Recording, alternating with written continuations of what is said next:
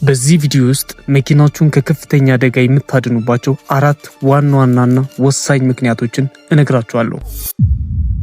መካኒኮች በቀላሉ የማይነግሯችሁን የቼክ ኢንጂን ሚስጥርን አብረን እናያለን።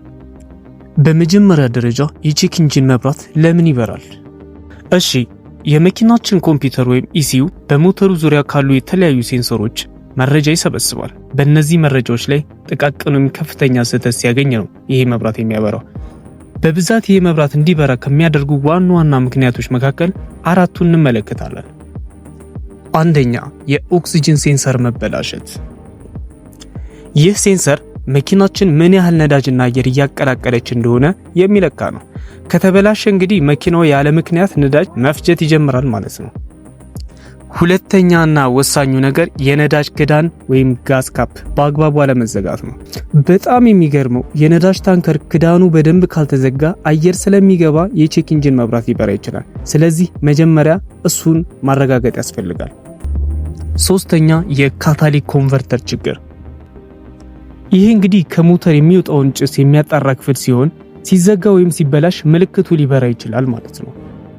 አራተኛና የመጨረሻው የስፓርክ ፕለግ ወይም የካንዴላ ችግር። ያው ይሄ እንኳን ቤንዚን ሞተር ላይ ነው። ይሄ ስፓርክ ፕለግ እንግዲህ ሲያረጅ ሞተሩ ወጥ የሆነ አቀጣጠል አይኖረውም። ስለዚህ ዳሽቦርድ ላይ ይሄ ምልክት ሊበራ ይችላል ማለት ነው።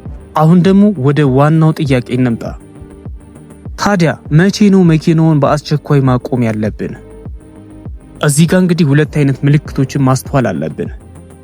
አንደኛ፣ መብራቱ ዝም ብሎ የሚበራ ከሆነ ነው እንግዲህ ይህ ማለት ችግሩ አስቸኳይ አይደለም ማለት ነው። ነገር ግን መኪናውን በቅርብ ቀን መካኒክ ዘንድ ወስደው በኮምፒውተር ወይም ኦቢዲ ስካነር ማስመርመር ይኖርብናል ማለት ነው።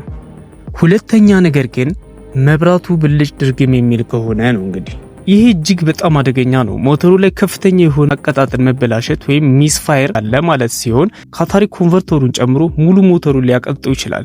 መብራቱ ብልጭ ድርግም ካለ በአስቸኳይ መኪናውን እንዳራስ ይዘው ማቆም አለብን ማለት ነው። ስለዚህ በሚቀጥለው ጊዜ የቼክ ኢንጂን መብራት ሲበራባችሁ መጀመሪያ የነዳጅ ክዳኑን ማየት ያስፈልጋል።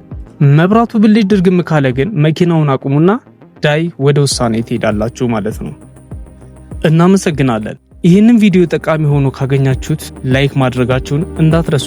በሌላ ቪዲዮ እስከምንገናኝ መልካም ጊዜ በያላችሁበት።